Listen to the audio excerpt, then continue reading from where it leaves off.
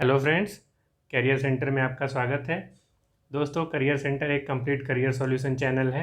यहाँ पे हम जो है कोर्सेज, कम्पिटिटिव एग्ज़ाम्स और एम्प्लॉयमेंट से रिलेटेड वीडियोस डालते रहते हैं। आज ऐसे ही एक वीडियो में जो कम्पिटिटिव एग्ज़ाम से रिलेटेड है उसको आपके सामने लेके आया हूँ। और आज जो है हम ये CAPF असिस्टेंट कमांडेंट एग्ज़ाम है, इसके बारे में डिटेल में देखेंगे। ये एग्ज़ाम क्या होता है, इसके लिए एलिजिबिलिटी क्या होती है, इसका एग्ज़ाम पैटर्न क्या है और सिलेक्शन प्रोसेस के लिए किन किन स्टेजेस से गुजरना पड़ता है, इसका सिलेबस क्या होता है, कितने नंबर ऑफ़ पेपर्स होते हैं और लास्ट ईयर जो लोग रिकमेंडेड कैंडिडेट्स थे उनका कट ऑफ क्या था। तो आपसे रिक्वेस्ट है, ये सारी चीज़ों को आप जानने के लिए इस वीडियो को लास्ट तक देखिए। ये एक ही वीडियो में हमने सारी चीज़ें कवर की हैं, शायद इसके बाद आपको इस एग्ज़ाम से रिलेटेड दूसरे वीडियो की ज़रूरत नहीं पड़ेगी। तो चलिए शुरू करते हैं। ये CAPF जो है, इसको central arm police forces assistant commandant, ये एग्ज़ाम का नाम है। ये सेंट्रल आर्म पुलिस फोर्सेस जो है, कुछ ऐसी फोर्सेज हैं जो इंडिया में, जैसे कि BSF है, CRPF है एंड CISF है और ITBP है। इनको जो है, और SSB इसके साथ ही, तो इनको जो है CAPF बोला जाता है कंबाइंडली। और इनका जो असिस्टेंट कमांडेंट की पोस्ट होती है उसके लिए रिक्रूटमेंट जो है वो यूनियन पब्लिक सर्विस कमीशन जो UPSC है उसके द्वारा कंडक्ट किया जाता है। तो ये एक क्लास 1 गैजेटेड ऑफिसर की पोस्ट है। ये काफ़ी अच्छी पोस्ट है। इसके लिए हम देखते हैं कि एलिजिबिलिटी क्या है। तो इसमें आपको ग्रेजुएशन डिग्री चाहिए, वो किसी भी स्ट्रीम में हो। एंड जो एज लिमिट है वो मिनिमम एज जो है 20 ईयर्स होना चाहिए और मैक्सिमम एज जो है वो 25 ईयर्स है। और एज में रिलैक्सेशन है मैक्सिमम ईयर्स में ऑफ एज में। इसमें जो है SC ST के लिए 5 ईयर्स है और OBC के लिए 3 ईयर्स है। और जो लोग ऑलरेडी किसी गवर्नमेंट ऑर्गेनाइजेशन में जॉब कर रहे हैं उनके लिए जो है वो 5 ईयर्स का रिलैक्सेशन है और एक्स सर्विसमैन के लिए भी 5 ईयर्स का है। अब इसका सिलेक्शन प्रोसीजर देखते हैं। तो इसमें जो है रिटन एग्ज़ाम होगा, उसके बाद आपका फिजिकल और मेडिकल टेस्ट होगा और फिर इंटरव्यू होगा। ये टोटल जो है, जो रिटन एग्ज़ाम और पर्सनैलिटी टेस्ट है, इसको मिला के जो है 600 मार्क्स रहेंगे, इस पे मेरिट बनेगी।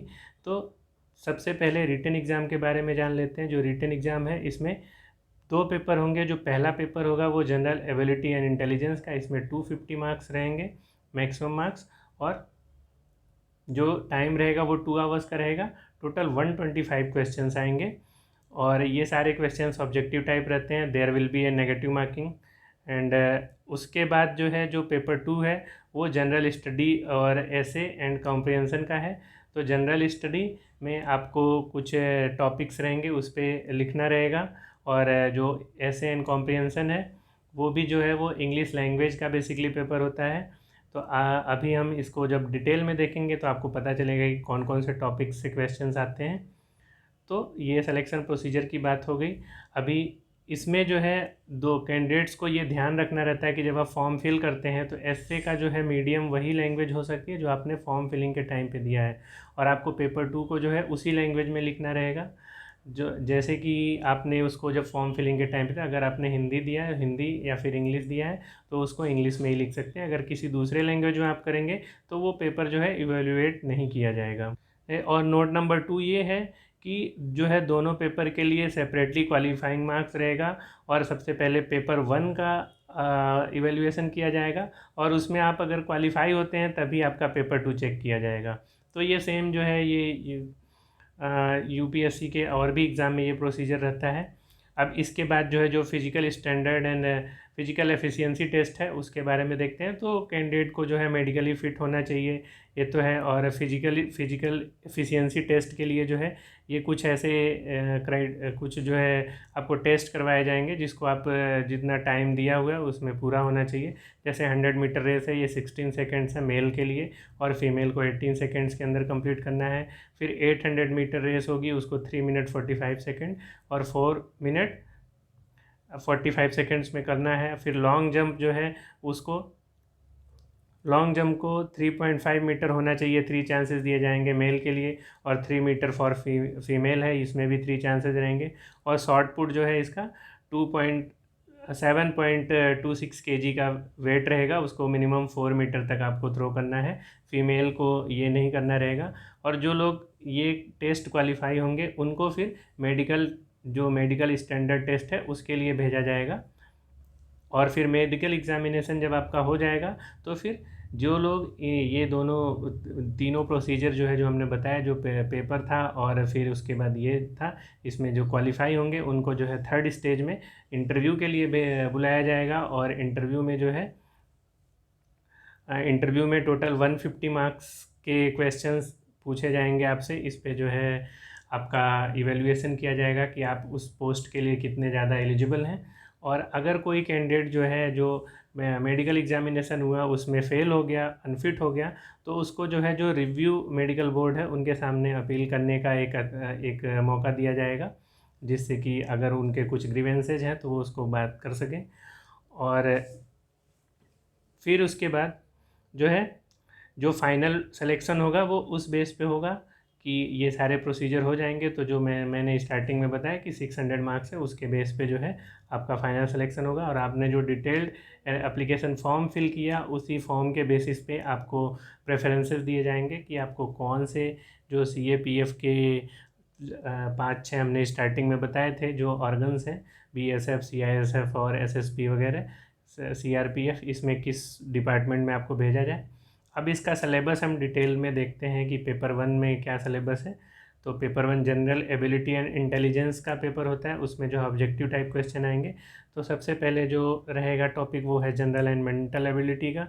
इसमें logical reasoning, quantitative qualitative aptitude and numerical ability and data interpretation रहेगा। फिर उसके बाद जो सेकंड टॉपिक है वो जनरल साइंस है। तो इसमें साइंस से रिलेटेड क्वेश्चंस रहेंगे जो इस प्रकार डिटेल से दिए हुए हैं, जिसमें कि information technology, biotechnology and environmental science के क्वेश्चंस रहेंगे।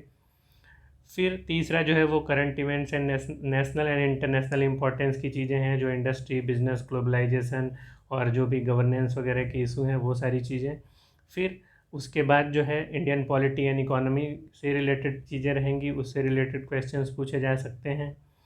फिर इंडियन हिस्ट्री जो है उससे क्वेश्चंस आएंगे, इसमें social, economic and political aspects of Indian history and nationalism and freedom movement से क्वेश्चंस। इसके अलावा जो इंडियन एंड वर्ल्ड ज्योग्राफी है उससे physical, social and economic aspects of geography pertaining to India and the world, इससे questions रहेंगे। तो ये पेपर 1 की बात हो गई। अब पेपर 2 का सिलेबस देखते हैं। पेपर 2 का सिलेबस जो है वो इस प्रकार है। पहले जो पेपर 2 है ये हमने बताया था कि ये जनरल स्टडी, ऐसे एंड कॉम्प्रिहेंशन का पेपर रहेगा। तो ये डिस्क्रिप्टिव टाइप पेपर रहेगा। इसमें जो टाइम है वो मैक्सिमम 3 आवर्स का है और 200 मार्क्स के रहेंगे। इसमें मिनिमम जो मार्क्स चाहिए क्वालिफाई करने के लिए आपको 25% चाहिए, मतलब मिनिमम 50 मार्क्स चाहिए क्वालिफाई होने के लिए। अब इसमें एक केस बनता है कि सपोज आपको पेपर 1 में बहुत अच्छे मार्क्स आ गए, 250 में आप 200 मार्क्स लाए, लेकिन आप ये पेपर 2 में फ़ेल हो गए। तो सेम जैसे UPSC के अदर एग्ज़ाम्स में होता है, सिविल सर्विसेज में, कि फ़ेल हो गए तो फिर आप बाहर हो जाएंगे, तो वही है। इसलिए आपको ये पास करना भी ज़रूरी है। इसमें जो है, जो पेपर 2 है ये 2 पार्ट में डिवाइडेड रहता है। तो पार्ट 1 जो होगा वो ऐसे का रहेगा। उसमें जो है टोटल 4 ऐसे लिखने के लिए आते हैं और वो जो है आपको हिंदी या इंग्लिश में लिखना रहेगा। जो आपने पहले फॉर्म फिल करते समय आपने जो लैंग्वेज चूज की थी उसी लैंग्वेज में आपको लिखना रहेगा। उसके अलावा आप दूसरे लैंग्वेज में लिखेंगे तो उसको इवेलुएट नहीं किया जाएगा। ये 80 मार्क्स के रहेंगे। फिर उसके बाद 120 मार्क्स के जो है इंग्लिश लैंग्वेज करेंगे। तो देखा जाए तो इस एग्ज़ाम में इंग्लिश लैंग्वेज का वेटेज बहुत ज़्यादा है, जिसमें comprehension, precise writing, other communication language skill, ये सब, लेटर राइटिंग वगैरह रहता है। फिर उसके बाद कुछ अलग चीज़ें जो ग्रामर से रिलेटेड रहती हैं वो सब इसमें पूछी जाती हैं। तो ये पेपर 2 की बात हो गई। अभी हमने सिलेबस को देख लिया। अब इसमें बुक्स जो है वो जनरली जो सिविल सर्विसेज एग्ज़ाम के लिए बुक्स यूज होती हैं वही बुक्स हैं, जैसे इंडियन पॉलिटी बाय लक्ष्मीकांत, फिर इन्वायरमेंट की शंकर IAS की, इन्वायरमेंट की मॉडर्न इंडिया एंड NCERT जो है, आप इसमें NCERT से बहुत सारे क्वेश्चंस आते हैं, स्पेशली साइंस और ज्योग्राफी के। तो आप NCERT अगर 6 से लेकर 12 तक की कंप्लीट कर लिए हैं तो उसमें काफ़ी हेल्प मिलेगा आपको।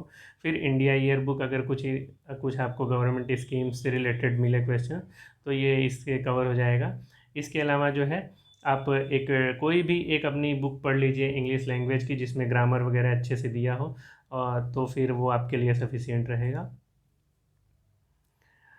अब हम देखते हैं कि प्रीवियस ईयर का कट ऑफ कितना रहा है। तो ये जो है डिटेल में दिया हुआ है, इसका कट ऑफ जो है, जो अलग अलग कैंडिडेट सेलेक्ट हुए हैं उसमें देखिए, ये जनरल कैंडिडेट के लिए 282 है, ये फाइनल है, फाइनल आउट ऑफ 600।